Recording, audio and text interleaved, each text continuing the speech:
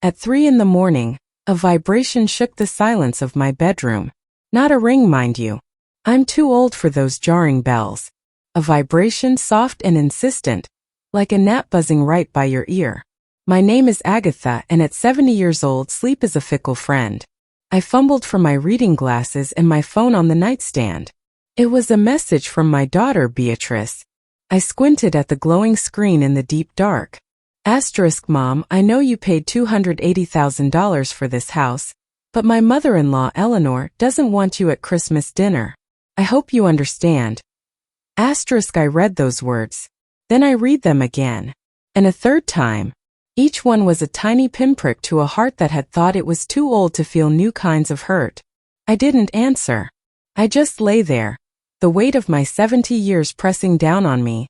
That little screen the only light in the profound darkness. At that hour everything feels heavier. The silence isn't peaceful. It's accusing. The truths you've carried for a lifetime become too much to bear.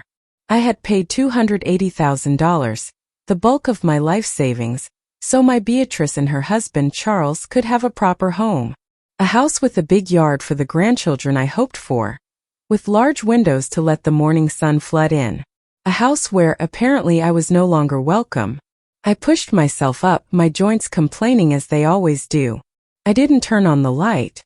I walked to the window and looked out at the empty street. The neighbors' Christmas lights winked feebly in the distance, little dashes of color in the gray pre-dawn. I thought about all the times I had held my tongue, all the times I had smiled when something inside me was withering, all the times I had said, "It's quite all right, dear," when nothing was all right. My name is Agatha Wilson. I am 70 years old, and on that morning, December 15th, something inside of me, something that had been bending for years, finally snapped. I picked up my phone, my fingers trembling slightly on the glass. I wrote a single word. Understood.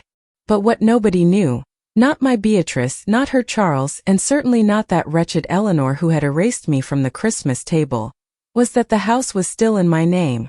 I had paid every single cent. I had signed the deed. And that morning, tired of being invisible, of being used, of being the one who always gave in, I made a decision. A decision that would change everyone's Christmas. I wasn't going to that dinner, that was for certain. But neither were they. No one was prepared for what was coming. Because sometimes when a woman is tired, she doesn't scream. She doesn't argue. She simply acts. And the consequences, my dears, are inevitable. 4 years ago, when Beatrice brought Charles home, I was pleased. My girl had found a polite, steady man. An architect who spoke of blueprints and futures with the confidence that soothes a mother's heart. I remember the afternoon they came to my little cottage to tell me they were engaged. Beatrice wore a yellow sundress, and her eyes had that sparkle that only true love can kindle. "Mom," she'd said, squeezing my hand, "I want you to meet Charles's family next Sunday." I prepared my very best meal. A slow-roasted leg of lamb, rosemary potatoes, and the peach cobbler my own mother had taught me to make.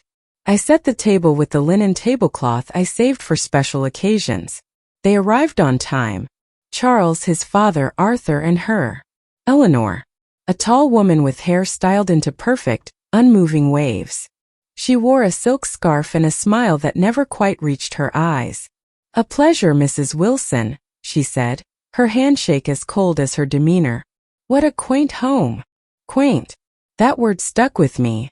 She didn't say lovely. She didn't say warm. She said quaint, which is what people say when they mean small and unimpressive. During the meal, Eleanor barely touched the lamb. "Oh, I have such a delicate constitution," she said, a hand fluttering to her throat. "I simply can't manage such rich foods." Charles ate heartily. Arthur complimented the cobbler, but Eleanor, she looked at everything as if she were conducting an inspection. The furniture, the china, me. When they left, Beatrice hugged me at the door. "Aren't they wonderful, Mom?" I smiled and nodded, but something in my soul had taken note. That look, that way of making me feel common. Still I held my peace.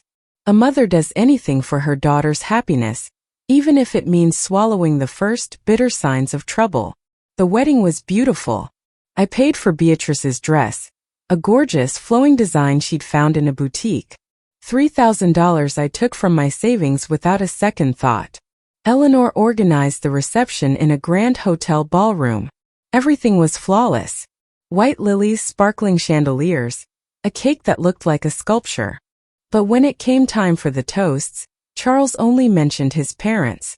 "Thank you, Mom and Dad, for giving us this unforgettable day." Beatrice looked for me from the head table. I smiled and raised my glass. "It's all right, my love," I mouthed silently. But it wasn't all right. And I was beginning to understand that. Months later, for their first anniversary, they invited me to dinner at their rented flat. It was small, but they had made it cozy. "Mom, we have something to tell you," Beatrice said, taking Charles's hand. "We want to buy a house," he continued, "but we can't cover the full down payment." Beatrice looked at me with those same eyes I'd known since she was in pigtails. "Mom, do you think you could possibly help us?" I had worked for 35 years as a head librarian. I had saved every penny with the discipline of a soldier. That money was for my retirement, for my peace of mind. But when Beatrice looked at me like that, "How much do you need?" was all I said. $280,000. That was the amount. It wasn't everything I had, but it was most of it. The result of a lifetime of early mornings, quiet evenings, and careful budgeting. The money that meant I wouldn't be a burden to anyone. The money that was my freedom. But when I saw the joy on Beatrice's face when I said yes, I thought it was all worth it. Oh, how foolish we can be. The house was in a lovely, quiet neighborhood. 3 bedrooms, 2 baths, a yard with a magnificent old oak tree. It was perfect. The day we went to see it, Beatrice walked through the empty rooms with her hands clasped under her chin, smiling like the child she once was. "This will be our room, Mom. And this one here." She stopped at the smallest bedroom, the one with the window facing the garden. "This one will be for you." I stood very still. "For me?" "Of course, Mom," Beatrice said, throwing her arms around me. "You're helping us get this house. It's only right you have your own space when you visit. Or when you want to stay over." Charles nodded from the doorway. "Absolutely, Agatha. This house is yours, too." My heart felt so full I thought it might burst. Perhaps this was more than an investment. Perhaps it was a place where I, too, belonged. We signed the papers in late March. My name was on the deed as the primary owner. My solicitor, a kind, older man named Mr. Abernathy who had handled my affairs for decades, had advised me. "Agatha," he'd said, peering over his spectacles, "if you are providing that sum, you must protect yourself. Keep the property in your name for at least the first 2 years. You can always transfer it later." I'd agreed, though a knot of guilt had tightened in my stomach. What kind of mother doesn't trust her own child? When I told Beatrice the house would temporarily remain in my name, she didn't object. "That makes perfect sense, Mom. It's your money after all. When we can pay you back, we'll do the transfer." But that night, I was in their kitchen making tea when I heard Charles's voice in the living room. "Yes, Mom. Yes, Agatha's providing the funds. No, it's not distrust, it's just what her solicitor recommended. I know, but we can't say anything. Without her money, there's no house." A chill, cold and sharp, ran down my spine. I went back to the living room with the tea tray, smiling as if I hadn't heard a thing. But something had shifted. The foundation, so newly laid, had its first, almost invisible crack. Over the next few months, I helped them furnish the house. I bought the refrigerator and the washing machine. I paid for half of the lovely, large sectional sofa. I also found a beautiful solid oak dining table at a flea market. It had room for 8 people. "So we can have proper family dinners, my dear," I told Beatrice as the movers carried it in. She hugged me tight. "You're the best mother in the world." The first time I went to stay in my room, I arrived on a Friday afternoon with a small suitcase and a lemon drizzle cake I'd baked that morning. I rang the bell. Beatrice opened the door, but her smile was strained. "Mom, you didn't tell me you were coming." "I did, darling. I sent you a text yesterday." "Oh, I must have missed it. It's just..." She glanced back over her shoulder. Charles invited his parents over for dinner. And there she was, Eleanor, seated on the sofa I had helped pay for, sipping from a delicate china cup. She looked me up and down. Agatha. What a surprise. She didn't get up. Good evening, Eleanor, I said, walking in with my suitcase. Mom, you're staying in your room, right? Beatrice asked, her voice tight. Because Eleanor is already settled in the guest room. I froze. The guest room. The room Beatrice had told me was my room. Of course, darling. No problem at all, I said, the familiar, painful smile stretching my lips. I went upstairs, but when I opened the door to my room, I saw it wasn't empty. Boxes were piled against one wall. Charles's old university textbooks were stacked in a corner. An unused treadmill sat like a metal skeleton. My room had become a storage closet. I sat on the edge of the bed and took a deep, shuddering breath. Don't you cry, Agatha, I whispered to myself. Don't you dare cry. I went downstairs half an hour later holding my cake. I brought a lemon drizzle, I said, trying to sound cheerful. Eleanor wrinkled her nose. Oh, what a shame, Agatha. I brought a sacerdote from that Viennese patisserie. We've already put it in the fridge. Charles wouldn't meet my eye. Beatrice took the cake from my hands. Thanks, Mom. We'll save it for tomorrow. But I knew they wouldn't. During dinner, Eleanor held court.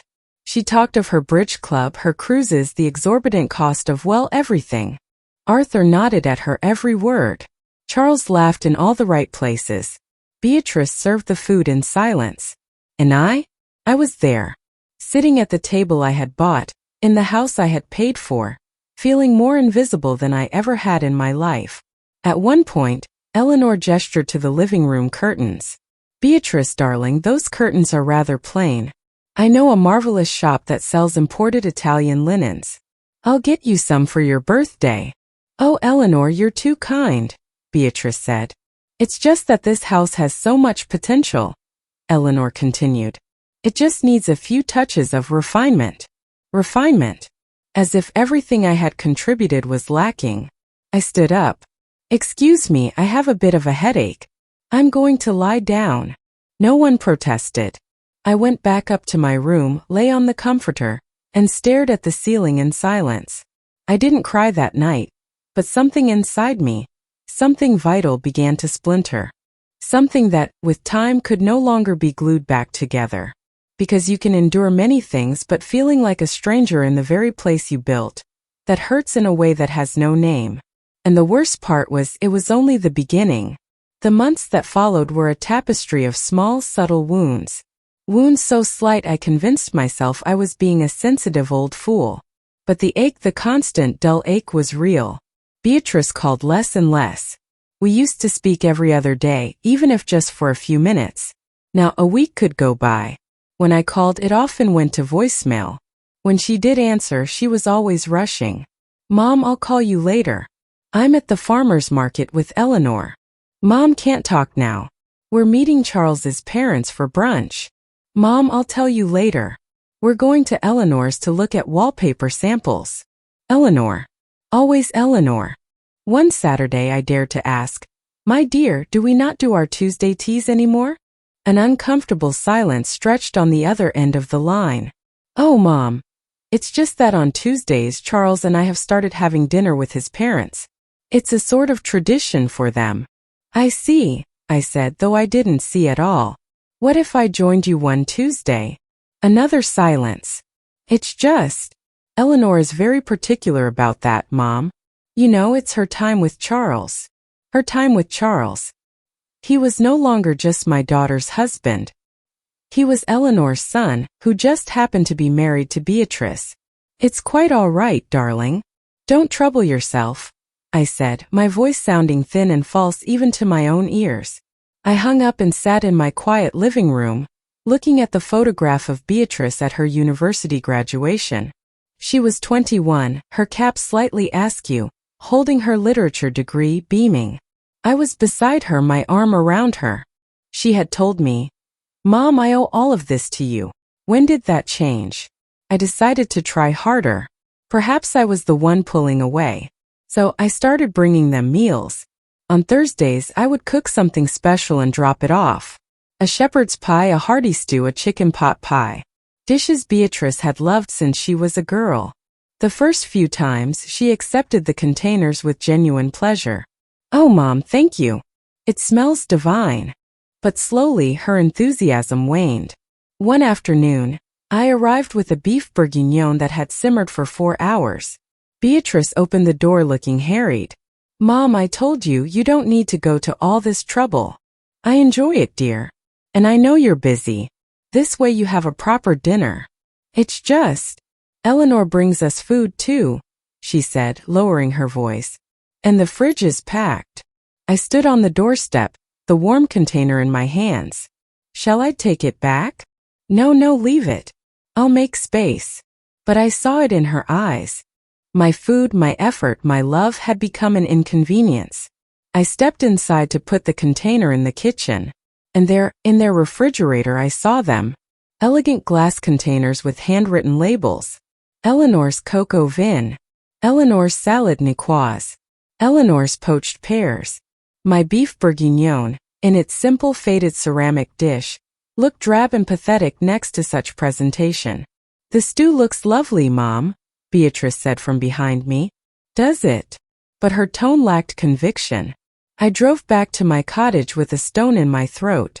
I didn't cry. I was learning painfully not to cry. In October, Beatrice had her birthday. Her 30th. I had planned everything weeks in advance. A reservation at her favorite tea room, the same one where we'd celebrated her last 6 birthdays. I'd invited her 2 closest friends and my brother, Harold. I sent her the invitation a week early. Beatrice called me that night. "Mom, the invitation is beautiful, but there's a problem." That "but" hit me like a physical blow. "It's just, Eleanor has already organized a surprise luncheon for me at her country club on the same day." "The same day?" "Yes. She didn't know you had planned something." "Beatrice, I sent you the invitation a week ago. We've been talking about this for a month." "I know, Mom, I know. But everything is already arranged. She's invited all of Charles's family. She's hired a string quartet. She's ordered a cake. I can't tell her no. But you can tell me no." The words were out before I could stop them. A long silence. "Mom, it's not like that." "Then what is it like, Beatrice? You can cancel the tea room. Eleanor has already paid for everything." I felt something in my chest, something fragile, finally break. "You know what, my dear? You're right. Go to your mother-in-law's luncheon. I'll cancel the tea room." "Mom, don't be angry." "I'm not angry, Beatrice. I understand perfectly." I hung up before she could reply. I canceled the reservation. I lost the deposit.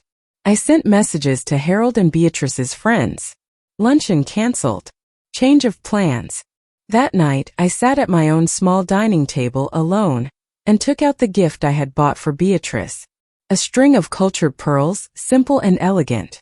I put them back in their velvet box and placed them in the bottom drawer of my dresser, where I kept all the things whose meaning had begun to fade.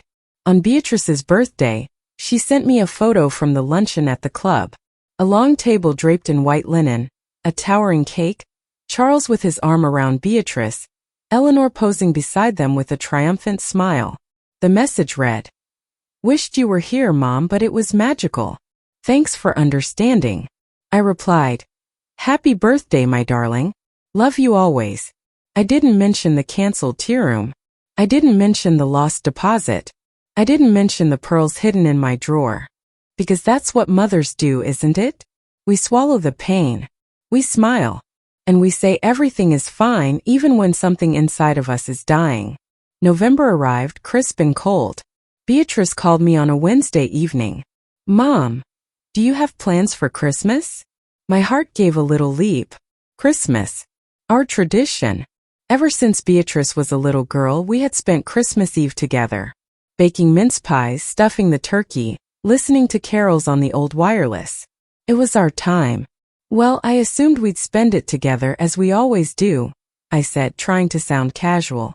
"It's just, this year will be different, Mom." Different. That word again. Eleanor wants to host Christmas dinner at our house. She says her own house has too many stairs for her now. So we thought it would be lovely to have it at the new house. Our house. The house I paid for. I see, I said. And me. You're coming, of course. You're part of the family. I breathed a small sigh of relief. All right, darling. I'll bring the chestnut stuffing and the mulled wine like always. Mom. It's just that Eleanor already has the entire menu planned. She's bringing everything. But I always make the stuffing for Christmas, Beatrice. I know, Mom, but you know how she is. She likes everything to be a certain way. Certain way. Her way. What if I just bring the mulled wine? Mom, really, don't trouble yourself. Just come and enjoy. You don't have to bring a thing. You don't have to bring a thing. Except it seemed I was no longer welcome to. But I didn't know that yet. I still believed that if I made myself small enough, quiet enough, agreeable enough, I could still fit into the edges of my daughter's life. How terribly wrong I was. I still wonder if I did the right thing by staying silent for so long. What would you have done? December arrived with its false cheer. On the 10th, I went to the department store to buy Beatrice's Christmas gift. I found a beautiful cashmere wrap, the color of sapphires. Beatrice had always loved blue. It's for my daughter, I told the shop girl. What a lovely gift, she replied. She'll adore it. I paid a significant amount of money, but I didn't care. I still believed in some foolish corner of my heart that love could be purchased with presents. That same afternoon my phone rang. It was my brother Harold. Agatha, are you busy? No, I'm just finished at the shops. Is something the matter? I need to tell you something. I don't know if I should, but you have a right to know. My heart began to pound. What is it, Harold? Last night, I was at the cheese counter and I saw Beatrice with Eleanor. I was about to go say hello, but then I heard what they were talking about. Harold paused. What did you hear? Eleanor was telling Beatrice that your presence at Christmas dinner made her uncomfortable. The floor seemed to tilt beneath my feet. What? Yes, Agatha. She said, Beatrice, darling, I understand she's your mother, but the truth is I simply don't feel comfortable with her at family gatherings. She's just, how can I put this? Rather provincial. She doesn't blend with our crowd. I closed my eyes. Provincial. The word was a slap. And what did Beatrice say? I asked, though I dreaded the answer. Harold sighed. She didn't defend you, Agatha. She was quiet. And then she said, I know Eleanor, but I can't just tell her not to come. She's my mom. As if I were a chore. A burdensome obligation. Agatha? Are you there? Yes, I'm here. I'm so sorry, sis, but I thought you should know. Thank you, Harold. I hung up. I sat on a bench in the middle of the bustling festive store, surrounded by laughing families, and for the first time in months, I felt something other than pain. I felt rage. A clear, cold, and utterly decisive rage. I couldn't sleep that night. At 2 a.m., I got up and turned on my computer. I found the documents for the house, the deed, the transfer receipts. Everything was in my name. I was the sole legal owner. Beatrice and Charles were merely residents. My Mr. Abernathy had included a clause about family use. I hadn't paid it much mind then. Now it was everything. I printed the documents. I didn't know why, only that I needed them close. The next morning, I went to see Mr. Abernathy. Agatha, come in, he said, his kind eyes full of concern. Your message sounded urgent. I placed the folder on his desk. Alistair, I need you to explain my rights regarding this property. He reviewed the papers carefully. Finally, he looked up. Agatha, you are the absolute legal owner. The house is yours to do with as you see fit. You can sell it, rent it, or ask the occupants to vacate. And them? Can they do anything? Not unless you signed a private agreement promising them the property. There is nothing. Only a verbal understanding. Then there is no legal impediment. The house is yours. I took a deep breath. Alistair, I want to sell it. As quickly as possible. He looked at me intently. Is the situation that dire? I'm afraid it is. These decisions have emotional consequences, Agatha. The emotions have already been spent, Alistair. There are none left to protect. He sighed. Very well. To sell quickly, you may have to accept a slightly lower offer. Perhaps $270,000 instead of $300,000. $30,000 less. But it was worth it. Do it, Alistair. But I need the sale closed by December 24th. Not a day later. December 24th, Agatha? That's Christmas Eve. I am perfectly aware of the date. We looked at each other. He understood. Very well. I'll find a buyer. On December 23rd, I signed the papers. A young investor bought the house for $265,000 cash. I took the cashier's check, my hand steady. I had lost $15,000 of my savings, but I had bought back my soul. That afternoon, I packed the few things I kept at Beatrice's house from my room. When I closed the door behind me, I knew I would never open it again. On Christmas Eve, I dressed carefully. I put on a deep green dress and the pearl earrings my late husband had given me. I looked in the mirror and saw Agatha. Not just a mother, not just a grandmother-to-be, but a woman. A whole woman. I drove to the house. The scene was just as I had imagined. The beautiful tree, the elegant table set for 6. Not 7. Beatrice, Charles, Arthur, Eleanor, and 2 of Charles's cousins. I was seated at the far end of the table, miles away from my daughter. Eleanor sat at the head, the matriarch. She raised her glass. To family, she said. To this beautiful home where we are gathered today. They all clinked glasses. I set mine down untouched. At 7:30, the doorbell rang. A process server stood there. He handed Beatrice the envelope. The silence that followed was deafening. Then chaos. You sold the house? Beatrice shrieked, her face a mask of horror. Yes, Beatrice. I did. How could you? Charles demanded. Because it is my house. It always was. You have 30 days to vacate. Eleanor stood, quivering with indignation. You are a vile, vindictive woman. No, Eleanor. I am a woman who has finally learned to value herself. You didn't want me at this dinner. You didn't want me in this family. Well, now you don't have me. And you don't have this house. I looked at my daughter, her face streaked with tears of rage, not sorrow. Beatrice, I gave you everything. And you gave me crumbs. You made me feel invisible in the very home I built for you. Mom, please. We can fix this. It's too late for that, my dear. Some breaks cannot be mended. I walked out of that house, got into my car and drove away. I didn't look back. If I had, I might have crumbled. I drove to a quiet spot overlooking the city and finally let the tears come. I cried for the daughter I had lost. I cried for the relationship that was broken. But I also cried with a profound sense of liberation. I had chosen myself. The following months were a time of quiet healing. Beatrice was, of course, devastated. But slowly, carefully, we began to talk. Real talks without Eleanor's shadow between us. They moved into a small apartment. It was humble, but it was theirs. Charles, to my surprise, was the first to understand. He told Beatrice, "Your mother did what we forced her to do." It took time, but Beatrice finally saw the truth. She saw how she had allowed Eleanor to diminish me. She saw how she had taken my love for granted. Our relationship now is different.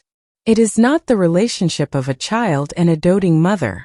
It is a relationship between 2 adults who respect each other. We have tea every week. We talk.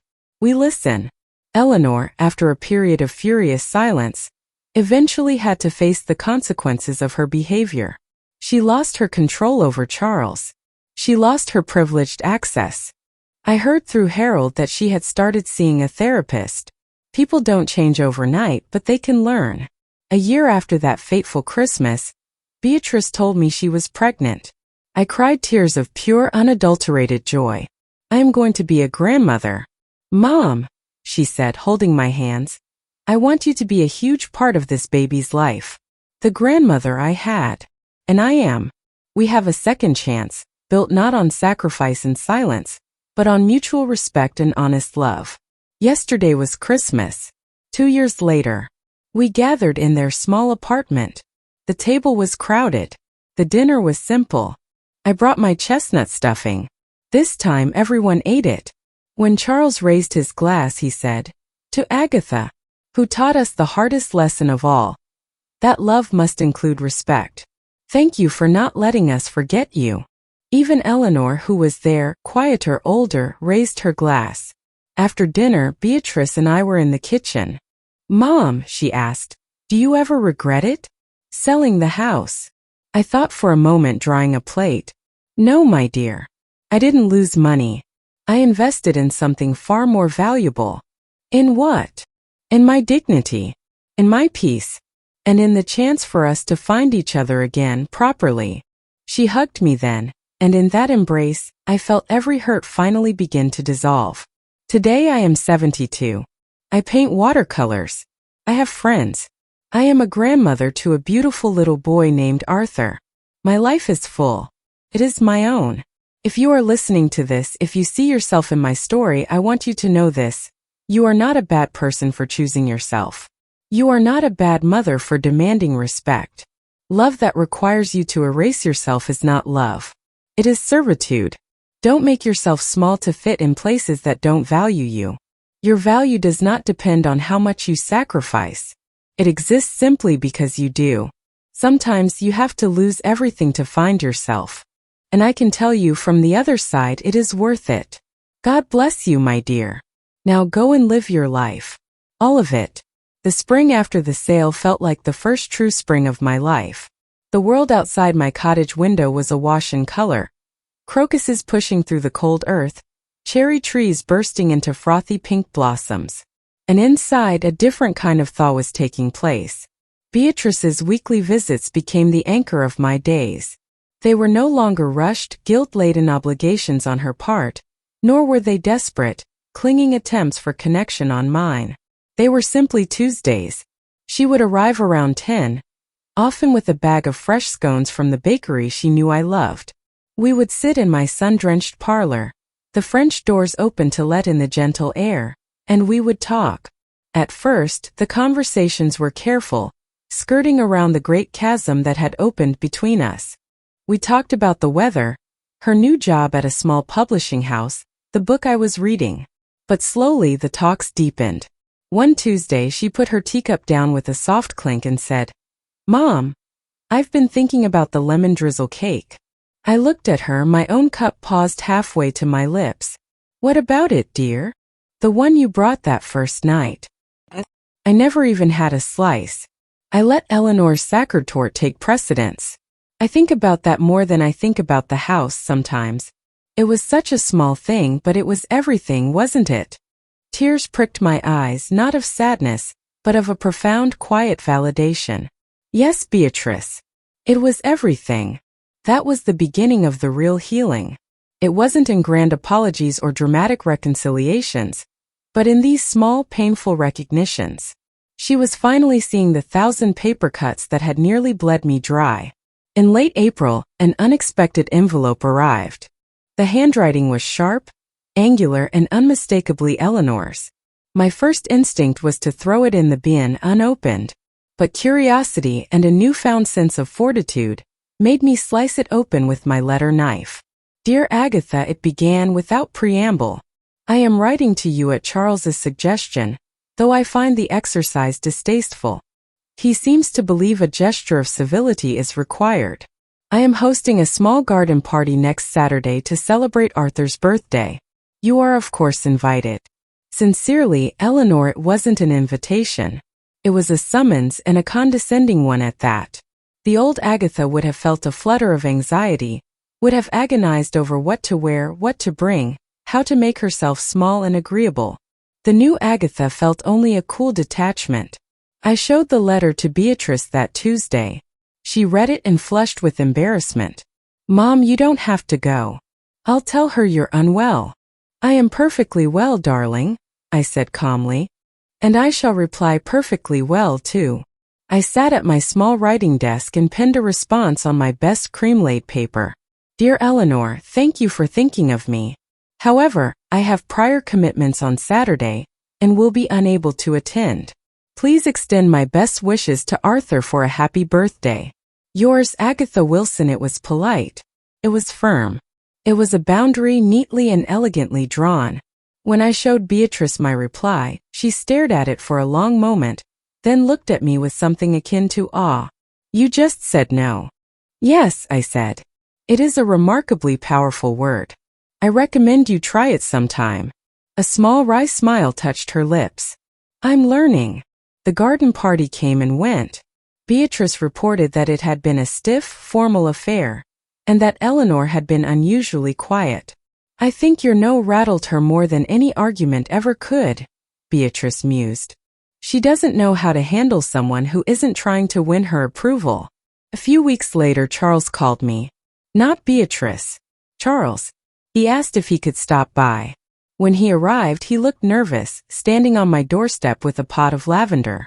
For your garden, he said, handing it to me. I made tea and we sat in the parlor. He was a good man, Charles. I had always thought so. He had just been a boy, in many ways tethered to a formidable mother.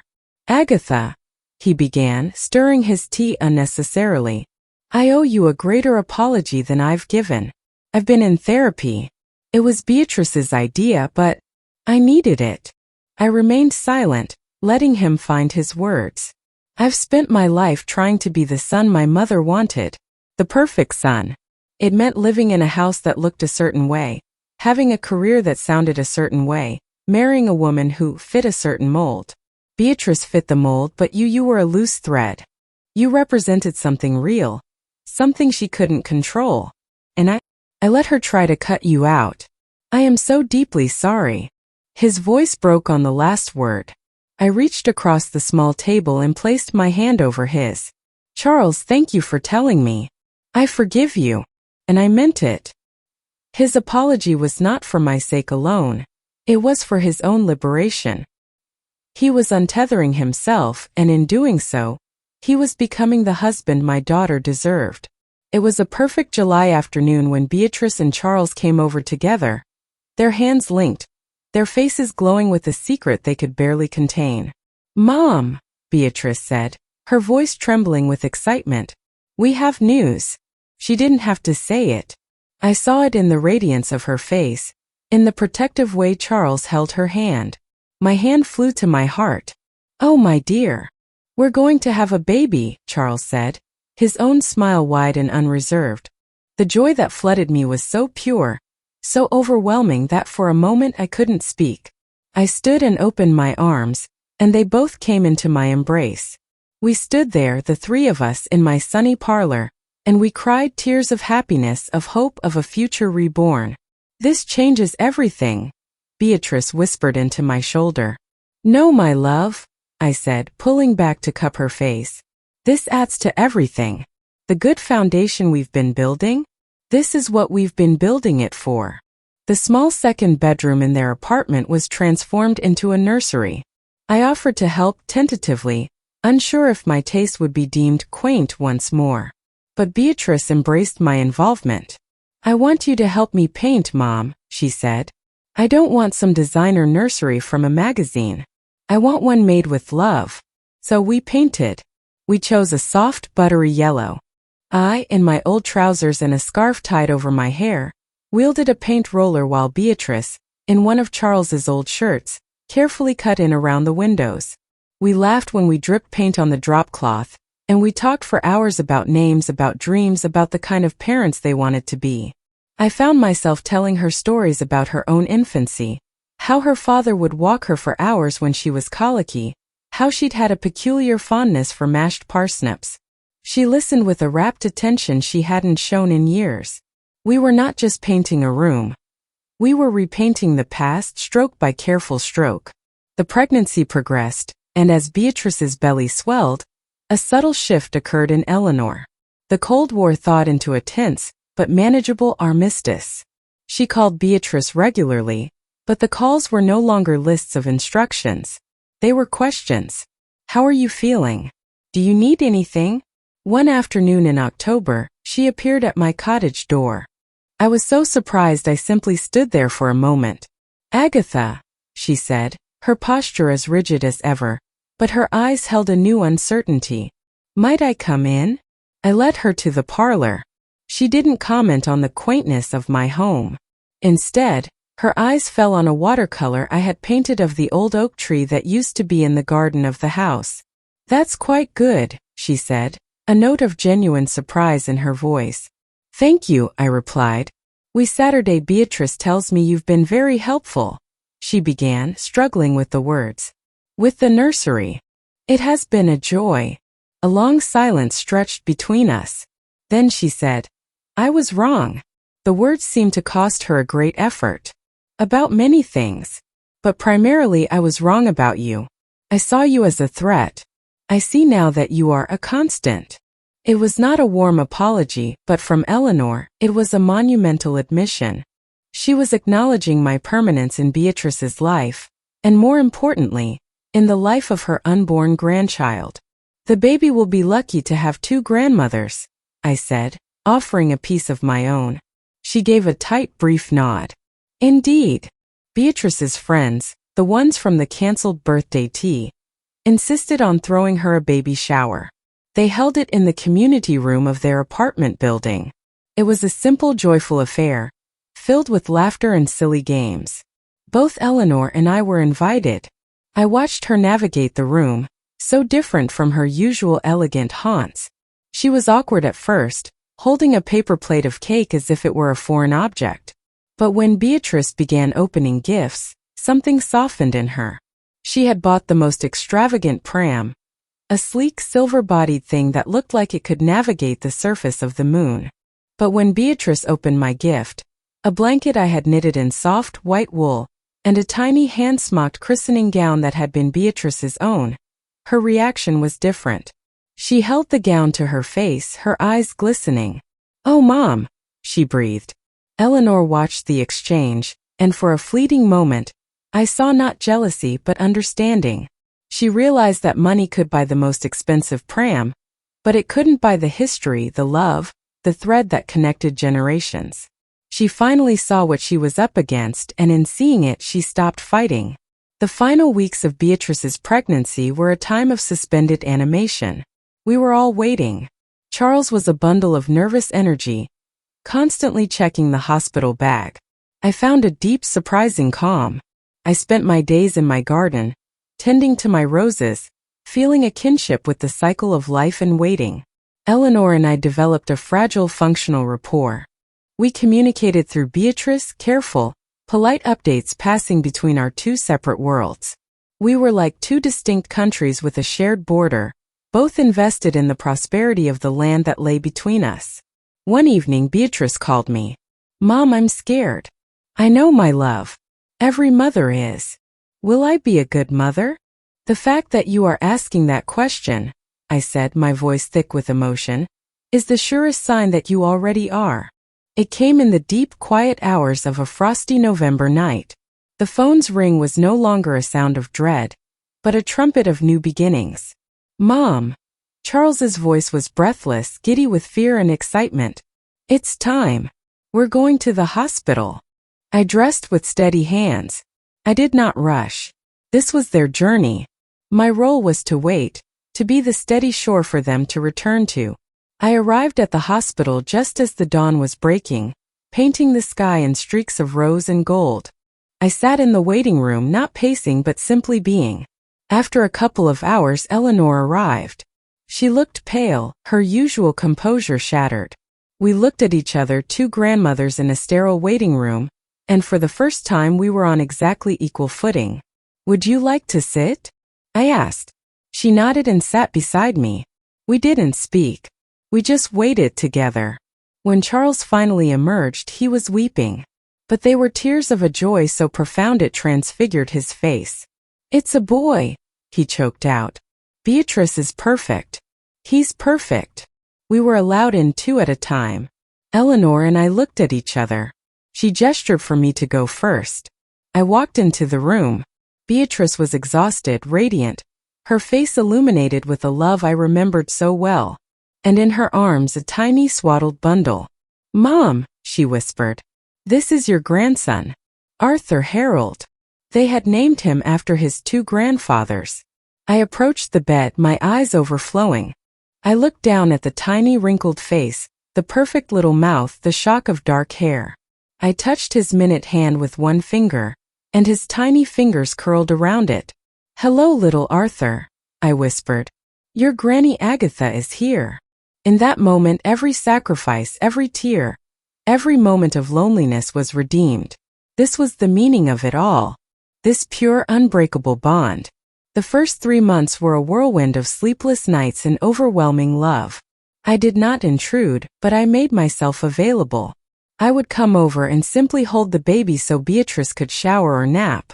I cooked meals that could be easily reheated. I did not offer unsolicited advice, only a steady, supportive presence. Eleanor, to her credit, also adapted. She hired a postpartum doula for them, a practical and much appreciated gift. She visited, but her visits were shorter, less about performance and more about simply holding her grandson. One afternoon, I arrived to find Eleanor sitting in the rocking chair, little Arthur asleep on her chest. She was humming a tune I didn't recognize, her face softer than I had ever seen it. She looked up and saw me, and she didn't stiffen. She simply smiled, a small, tired, genuine smile. He has Charles's nose, she said softly. He has Beatrice's spirit, I replied. And we left it at that.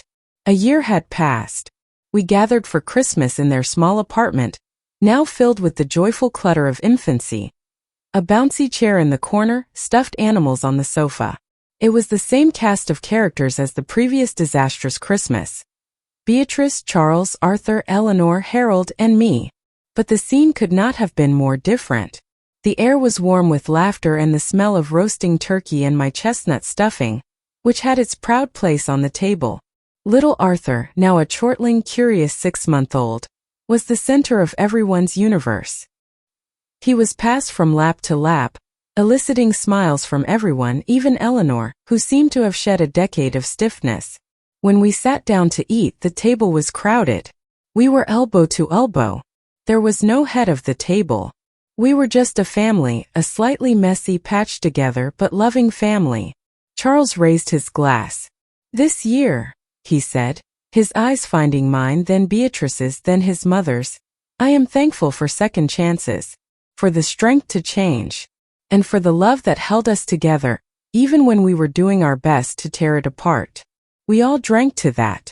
And as I looked around the table, at my daughter's contented face, at my son-in-law's grateful one, at my brother's warm smile, and even at Eleanor's peaceful expression, I knew a peace deeper than any I had ever known.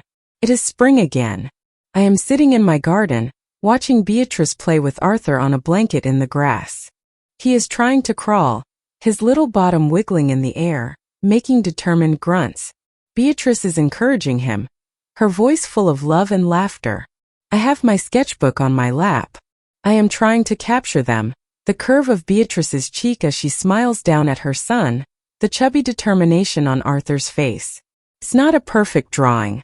The lines are a bit shaky, but it's full of life. Beatrice looks up and sees me watching. She smiles, a slow, deep, contented smile that reaches all the way to her eyes. Love you, Mom, she says. I love you too, my darling, I reply. And in this moment, everything is as it should be. The past is not forgotten. It is a part of the story, the dark contrast that makes the present so brilliantly bright. I am no longer just a mother or a grandmother. I am Agatha. I am an artist. I am a woman who walked through fire and emerged, not burned but tempered, stronger, wiser, and finally completely whole. The garden is in full bloom around me, and so at 72 am I.